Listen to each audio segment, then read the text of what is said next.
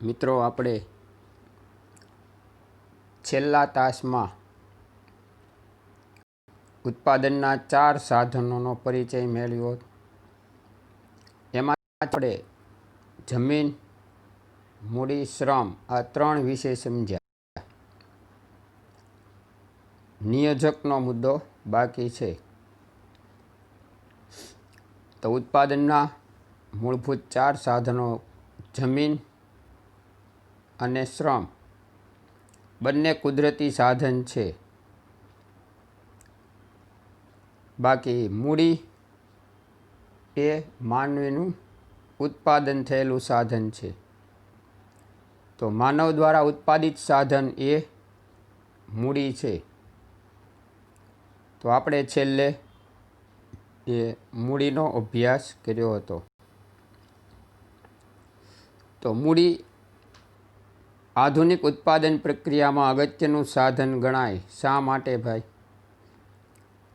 તો કે જમીન અને શ્રમ એ બંનેનું ઉત્પાદન કુદરત દ્વારા થાય છે, જ્યારે મૂડી એ માનવ સર્જિત ઉત્પાદન છે.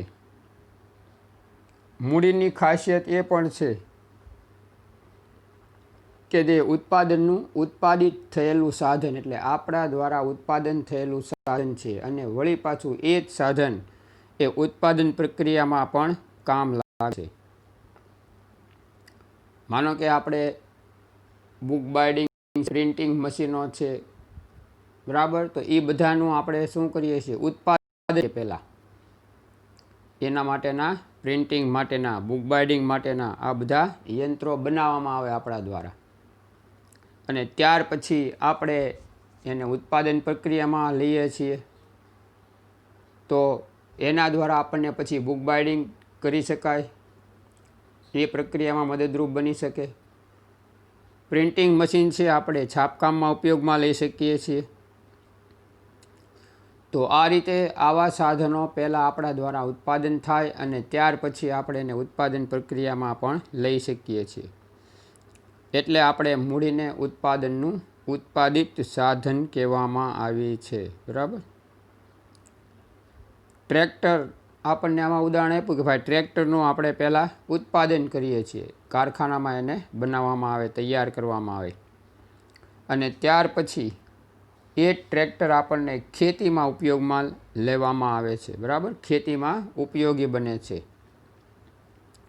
તો આમ ટ્રેક્ટરનું ઉત્પાદન માનવી દ્વારા થયું, અને ત્યાર પછી એ ટ્રેક્ટર વળી પાછું આપણને ઉત્પાદનમાં કામ લાગ્યું, ખેતીના ઉત્પાદનમાં. તો આમ જે સાધનનું ઉત્પાદન થયું એ ભૌતિક વસ્તુઓ આપણને ફરીવાર ઉત્પાદનમાં પણ કામ લાગે છે, બરાબર? તો મૂડી અને સંપત્તિ વચ્ચે પણ તફાવત આપણે એને આધારે કહી શકાય કે સંપત્તિ પણ ભૌતિક છે, પણ બધી જ સંપત્તિ ઉત્પાદન પ્રક્રિયામાં સામેલ થતી નથી. આપણું મકાન રહેવાનું છે તો એ મૂડી નથી. એનું કારણ છે કે એ મકાનને ઉત્પાદન પ્રક્રિયામાં ભાગ લઈ શકતા નથી, કે ઉત્પાદન પ્રક્રિયામાં ઉપયોગમાં લેતા નથી, બરાબર? એટલે એ આપણી સંપત્તિ છે, પરંતુ ઉત્પાદન પ્રક્રિયામાં સામેલ થયું નથી, એટલે આપણી મૂડી ગણાય નહીં. તો આમ જે ઉત્પાદનનું સાધન ઉત્પાદન પ્રક્રિયામાં ભાગ લે એ મૂડી, ઉત્પાદન પ્રક્રિયામાં ભાગ ન લે એ મૂડી નથી, એ આપણી સંપત્તિ છે, બરાબર? આપણું વાહન છે, માનો કે ખેડૂતે ટ્રેક્ટર છે, ઉત્પાદન પ્રક્રિયામાં ભાગ લેવાનું નથી એને કામ કર્યું, તો એ એની માટે મૂડી નથી, બરાબર? એ માત્ર ફરવા માટે રાખે તો ભાઈ એ એની મૂડી નથી. પણ ખેતરમાં ઉત્પાદન પ્રક્રિયામાં એની પાછળ હળ જોડીને ખેતર ખેડે, વસ્તુ એક બીજી જગ્યાએ લઈ જવામાં ઉપયોગમાં લે, તો એની માટે એ મૂડી છે. તો એટલા માટે કહી શકાય કે ઉત્પાદનનું જે સાધન ઉત્પાદન પ્રક્રિયામાં ભાગ લે એ મૂડી નથી, એ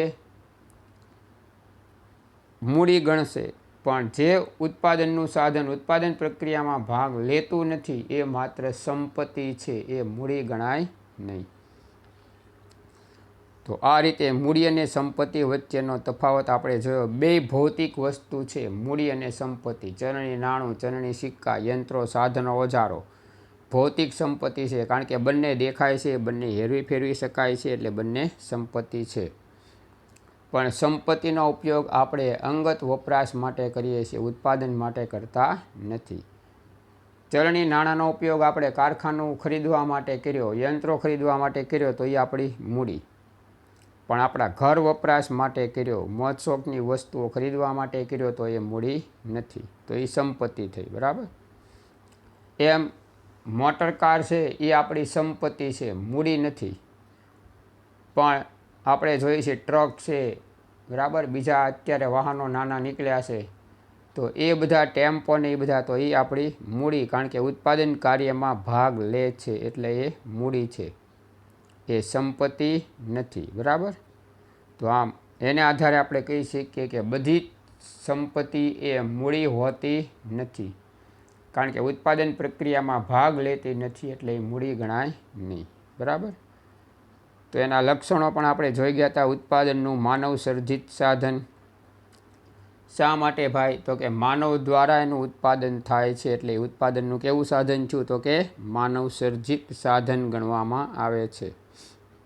સૌથી વધુ ગતિશીલ સાધન. શા માટે? તો કે આપણે એને હેરવી ફેરવી ખસેડી શકીએ છીએ.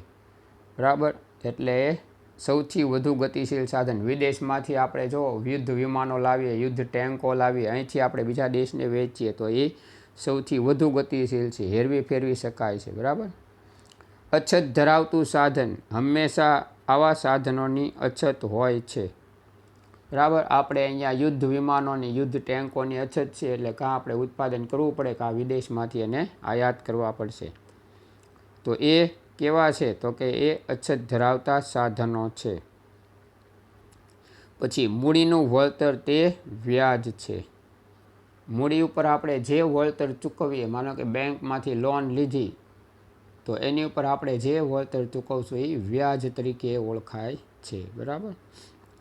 તો આ રીતે એના 4 લક્ષણો થયા. માનવ સર્જિત સાધન, સૌથી વધુ ગતિશીલ સાધન, અછત ધરાવતું સાધન છે, અને તેને મળતું વળતર વ્યાજ તરીકે ઓળખાય છે.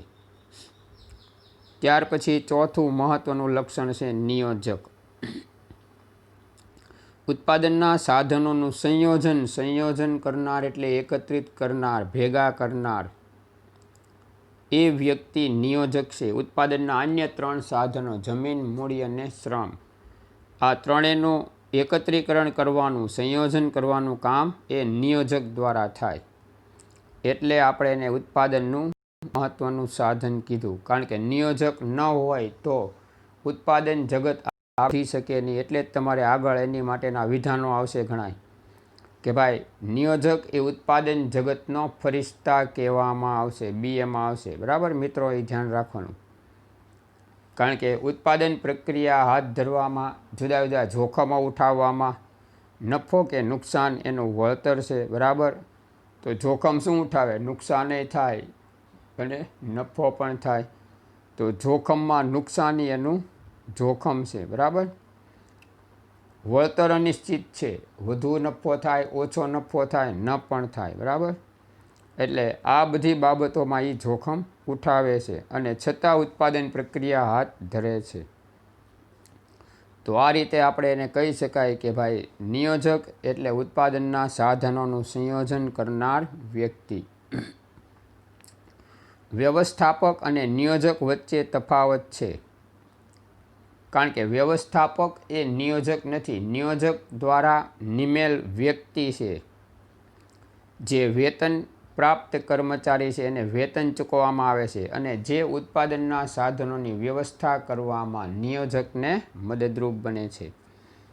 માનો કે ધંધાના માલિકે મેનેજરની નિમણૂક કરી, તો ધંધાનો માલિક એ નિયોજક છે, પણ એની નીચે આ મેનેજરની નિમણૂક કરી તો એ વ્યક્તિ વ્યવસ્થાપક છે. એ નિયોજકને શું કરશે? ઉત્પાદનના અન્ય સાધનો મેળવવામાં મદદરૂપ થશે, એની ગોઠવણીમાં, એની વ્યવસ્થામાં મદદરૂપ થશે, અને બદલામાં એને વેતન આપવામાં આવશે. એટલે એ કર્મચારી જ છો એક પ્રકારનો. બરાબર. તો આ રીતે નિયોજક અને વ્યવસ્થાપક વચ્ચે આ તફાવત છે કે નિયોજક એ ધંધાનો માલિક છે અને નફો મેળવે છે, જ્યારે વ્યવસ્થાપક એ વેતન પ્રાપ્ત કરનાર કર્મચારી છે જેની નિમણૂક નિયોજક દ્વારા કરવામાં આવે છે અને એનું કાર્ય શું છે તો કે સાધનોની વ્યવસ્થા કરવાનું કાર્ય એ વ્યવસ્થાપકનું છે. નિયોજક સ્વતંત્રપણે જોખમ ઉઠાવે છે. એ એકલો જ જોખમ ઉઠાવે. માલિક એક દુકાન ચાલુ કરીને પોતે બેઠો તો એ પોતે જ ઉઠાવે. ગ્રાહકોને જોખમ નથી ઉઠાવવાનું. આપણે તો આપણી વસ્તુ લઈને નીકળી ગયા, બરાબર. પણ એમાંથી એને કેટલું વળતર મળશે, શું છે શું નહીં, એ બધું એણે જોવાનું રહે. આપણે કાંઈ એવી કાંઈ માથાકૂટમાં પડતા નથી. આપણે તો એને જે કિંમત કીધી આપણે ચૂકવી દીધી, બરાબર. પણ એમાં એને કેટલો નફો મળ્યો, શું છે એ આપણને ખબર હોતી નથી. ઘણીવાર આપણે કિંમત ઘટાડાવીએ તો એનો નફો ઘટે. એને વેચાણ કરવું હોય, ગ્રાહકો ઝાઝા ન હોય, વેચાણ કરવું હોય તો એ નફો ઘટાડશે અને આપણને ઓછી કિંમતમાં આપશે. તો આમ એ સ્વતંત્રપણે જોખમ ઉઠાવે છે, બરાબર. એની સાથે કોઈ બીજી વ્યક્તિ જોખમ ઉઠાવવામાં હોતી નથી. તેનું વળતર નિશ્ચિત નથી. મેં તમને આની પહેલાં હમણાં કીધું કે ભાઈને નફો વધારે થાય અને ઓછો પણ થાય. એવી જ રીતે નુકસાન પણ જઈ શકે, બરાબર. તો આ રીતે એનું વળતર નિશ્ચિત નથી. જમીન મૂડી શ્રમના સંયોજન દ્વારા ઉત્પાદન પ્રક્રિયા યોજીને તે આવક મેળવવાનો પ્રયત્ન કરે છે. ઉત્પાદક શું કરશે? જમીન મેળવશે ધંધાકીય એકમની સ્થાપના માટે, બરાબર. એવી જ રીતે મૂડી લાવશે કે ભાઈ જમીન ખરીદવા, યંત્રો ખરીદવા, બરાબર, ઓજારો સાધનો ખરીદવા, મકાન બનાવવા કે મકાન તૈયાર હોય તો ખરીદવા. એ માટે એણે મૂડીની જરૂરિયાત પડશે તો એ મૂડી લાવશે. અને ત્યાર પછી કામ કરનારા કારીગરો અને કર્મચારીઓની નિમણૂક કરશે. તો આ બધાને એકત્રિત કરીને ઉત્પાદન પ્રક્રિયા હાથ ધરે છે. તો એટલે આપણે એને કહેવાય કે જમીન મૂડી શ્રમના સંયોજન દ્વારા ઉત્પાદન પ્રક્રિયા હાથ ધરશે અને એના દ્વારા તે આવક મેળવવાનો પ્રયત્ન કરશે. અને એની આ આવક કયા નામે ઓળખાય મિત્રો? ખાસ યાદ રાખવાનું, નફા તરીકે. તો ટૂંકા પ્રશ્નમાં આ બધા પૂછે તો યાદ રાખવાનું, જમીનને ભાડું, મૂડીને વ્યાજ, શ્રમિકને વેતન અને નિયોજકને નફા સ્વરૂપે વળતર પ્રાપ્ત થાય છે. નિયોજક પોતે ઉત્પાદનના બધા જ સાધનોને નિશ્ચિત વળતર આપે છે. ભાડું નિશ્ચિત હોય, ભાઈ દર મહિને આટલા રૂપિયા દેવાના ભાડું, તો એ નિશ્ચિત થઈ ગયું. શ્રમિકને દર મહિને આટલા દેવાના અથવા આટલા કામ બદલ આટલા દેવાના, તો એનું વળતર નિશ્ચિત થઈ ગયું, બરાબર. યંત્રમાં આટલું મૂડીરોકાણ કરવાનું, તો એનું વળતર પણ નિશ્ચિત થઈ ગયું. 12 લાખનું યંત્ર તો 12 લાખ ચૂકવવા પડશે. પણ પોતાનું વળતર નિશ્ચિત નથી, કારણ કે એની આવકનો આધાર બજારની માંગ, બજારનો પુરવઠો અને એની સાથે હરીફો, સરકારની નીતિ, આ બધા પરિબળોને અસર પહોંચાડશે. એટલે એની આવકનો પ્રવાહ છે એ અનિશ્ચિત છે, બરાબર. ઘણીવાર એને વસ્તુની અછત બજારમાં હોય તો એ વધુ કિંમત મેળવી શકે અને વધુ નફો મેળવી શકે. હરીફો ઓછા હોય તો કિંમત ઘટાડો કરવો પડે અને કિંમત ઘટાડે એટલે આ વળતરમાં શું છે? ઘટાડો આવશે, બરાબર. તો આ રીતે કહી શકાય કે એનું વળતર નિશ્ચિત. બાકી ત્રણેયને એ પોતે તો નિશ્ચિત વળતર આપશે. જમીનને ચોક્કસ ભાડું આપશે નિશ્ચિત કરેલું, મૂડીમાં નક્કી કરેલું વ્યાજ આપશે, સાધનોમાં નક્કી કરેલી કિંમતનું રોકાણ કરશે. પણ પોતાનું વળતર એટલે કે નફો કે નુકસાન એ બે નિશ્ચિત નથી. નફો પણ થાય અને નુકસાન પણ જઈ શકે છે, બરાબર. લક્ષણોની અંદર જોઈ આર્થિક નિર્ણયો કરે છે. તમામ પ્રકારના ધંધાના આર્થિક નિર્ણયો માત્ર નિયોજક કરે કે ભાઈ ધંધામાં કેટલું મૂડીરોકાણ કરવું, કેટલી કિંમતના યંત્રો લાવવા, કેટલા કર્મચારીઓ રાખવા, કેટલો કાચો માલ લાવવો, બરાબર. આ બધા નિર્ણયો એ નિયોજક દ્વારા કરવામાં આવશે. એટલે આર્થિક નિર્ણયો બધા કોણ કરશે? તો કે નિયોજક દ્વારા થાય. કાચો માલ, મકાનમાં મૂડીરોકાણ, જમીનમાં મૂડીરોકાણ, યંત્રમાં મૂડીરોકાણ, કર્મચારીઓમાં મૂડીરોકાણ, બરાબર, બજારમાં મૂડીરોકાણ. તો આ બધા નિર્ણયો આર્થિક કહેવાય, એ નિયોજક કરે.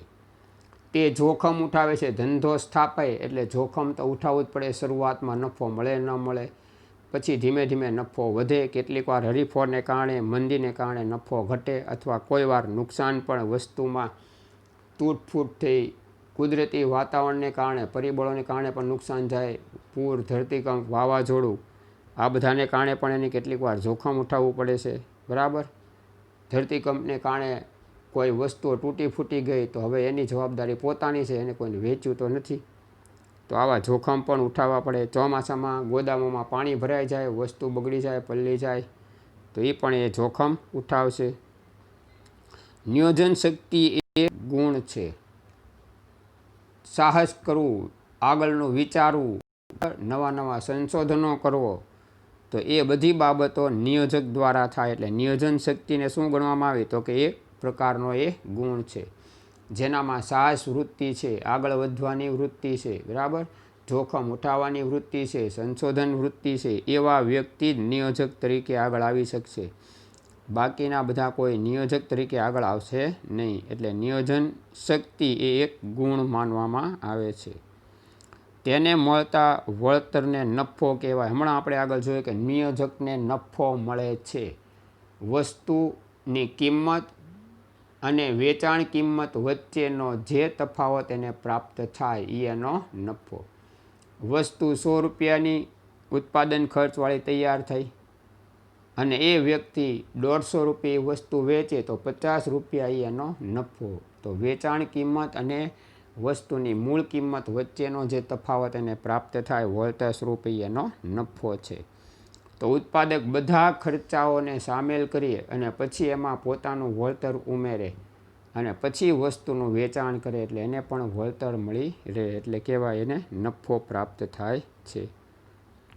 તો આ રીતે નિયોજક એ ઉત્પાદનનું એક મહત્ત્વનું સાધનોને એકત્રિત કરી ઉત્પાદન પ્રક્રિયા હાથ ધરે, જોખમ ઉઠાવે છે, આર્થિક નિર્ણયો કરશે, એનું વળતર અનિશ્ચિત છે, બરાબર, અને એને મળતો વળતર એ નફો ગણાય છે. એટલી બાબત એમાં ધ્યાન રાખવાની રહેશે, બરાબર.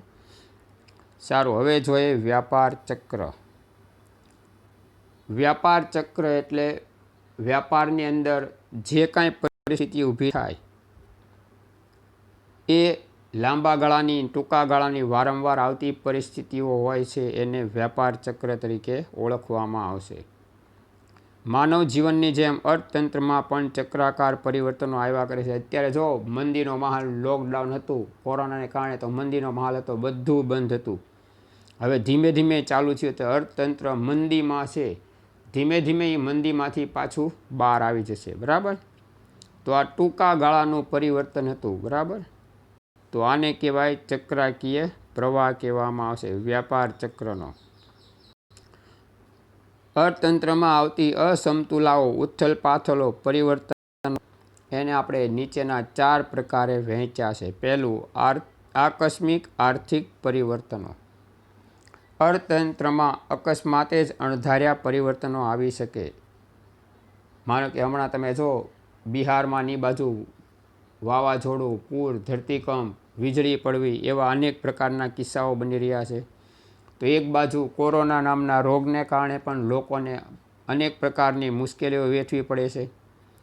તો આવા આકસ્મિક પરિવર્તનો આવી જાય, કુદરતી પરિવર્તનો આવી જાય, બરાબર.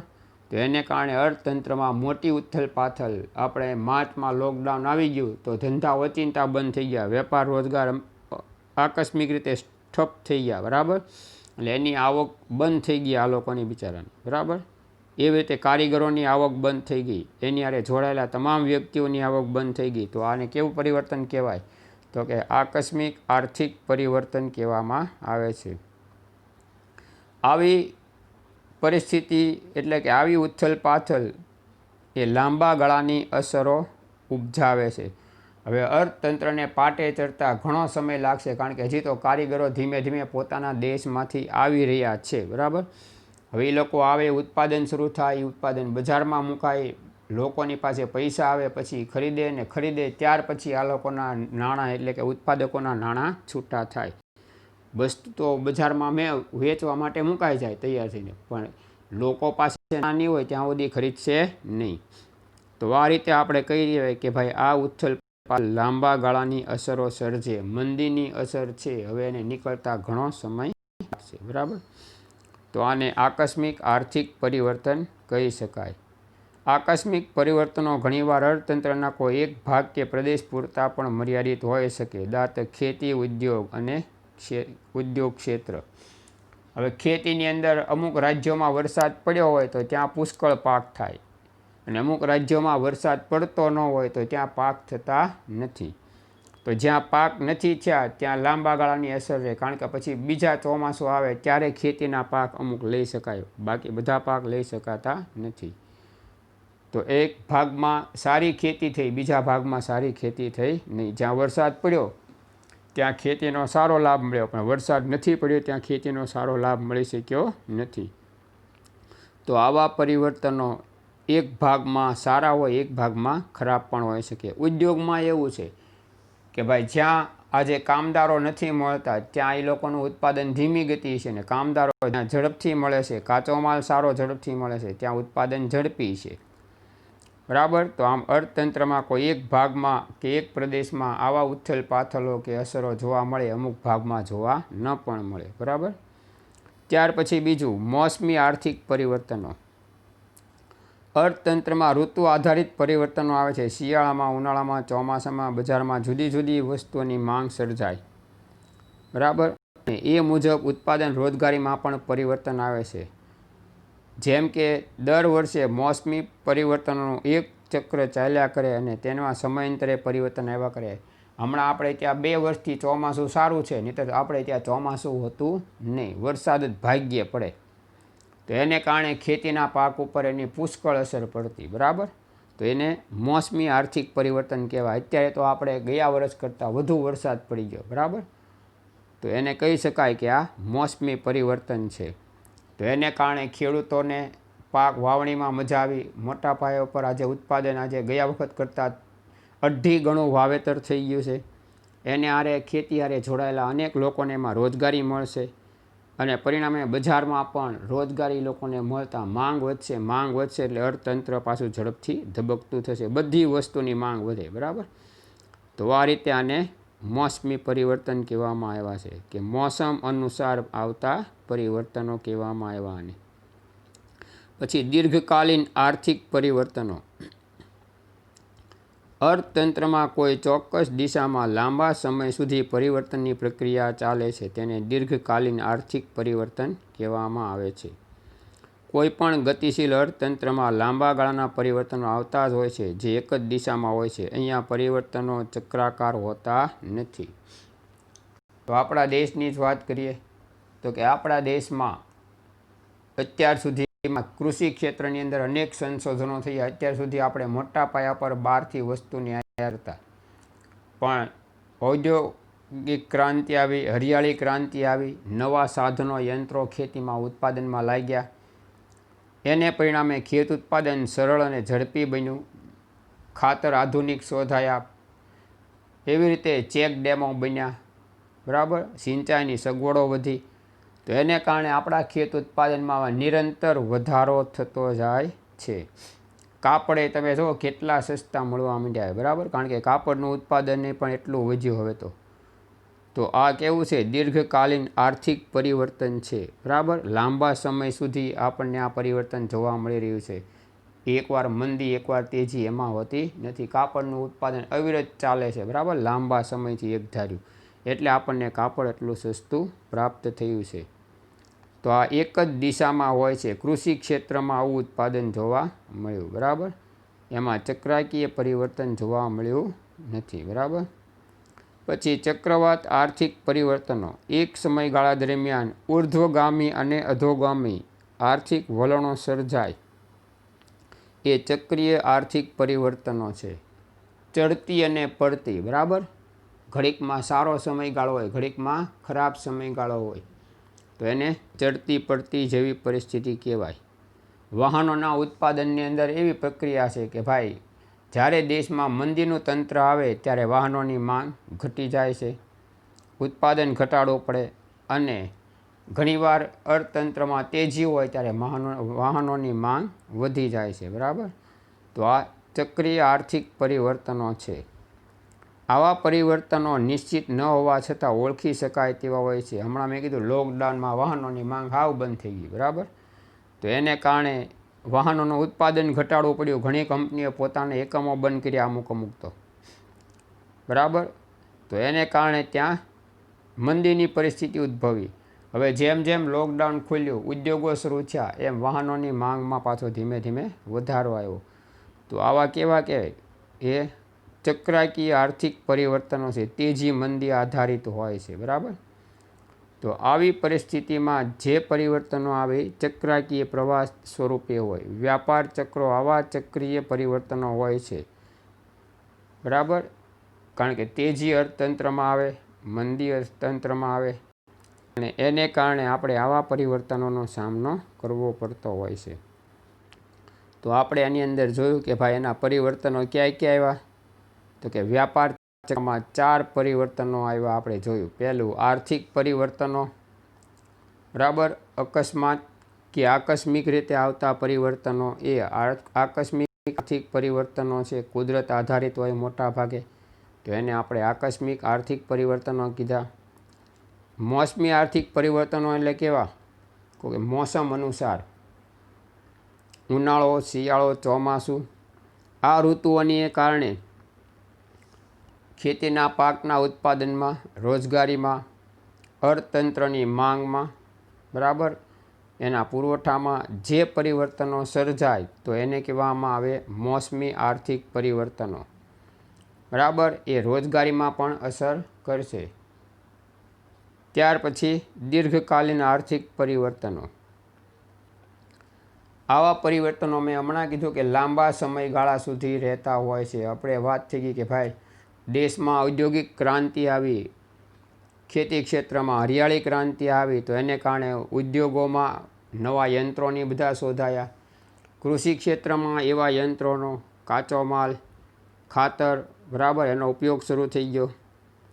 તો એને કારણે કૃષિ ક્ષેત્રનું ઉત્પાદન નિરંતર વધી રહ્યું છે. કાપડની મિલો એટલી બધી ધમધમતી એટલે થઈ, પણ સસ્તું મળવા લાગ્યું, બરાબર. તો આ કેવા પરિવર્તન કહેવાય? તો કે દીર્ઘકાલીન પરિવર્તન છે. ખૂબ જ લાંબા સમયથી આ પ્રક્રિયા આપણે ત્યાં ચાલી રહી છે. પહેલાં અમદાવાદ આપણે માન્ચેસ્ટર ગણતા, કાપડનું ઉત્પાદન પુષ્કળ અમદાવાદમાં થતું. હવે હબ સુરત બની ગયું. સુરતમાં પુષ્કળ કાપડની મિલો છે. સાડીઓ એટલી ભરચક પ્રમાણમાં સાડીઓ ત્યાં બને છે, બરાબર. રોજ નવી ડિઝાઇનો ત્યાં બહાર પડતી હોય છે. એટલો કાપડ ઉદ્યોગ સુરતમાં વિકસી ગયો છે, બરાબર. તો એ બધું કેવું પરિવર્તન થયું? દીર્ઘકાલીન, લાંબા સમયથી ચાલી આવતું પરિવર્તન, અને જે લાંબો સમય ચાલશે, બરાબર.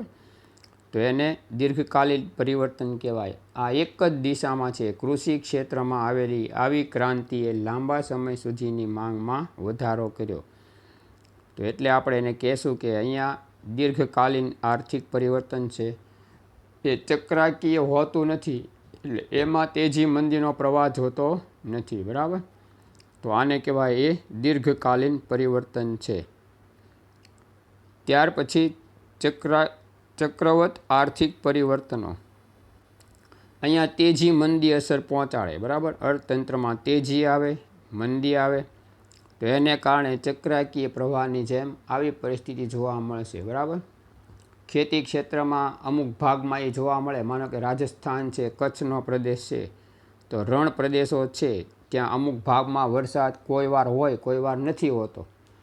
તો ત્યાં કૃષિ ક્ષેત્રમાં ઘણીવાર ઉત્પાદન હોય, ઘણીવાર ન પણ હોય. તો આ કેવું છે? ચક્રવત આર્થિક પરિવર્તન કહેવામાં આવશે.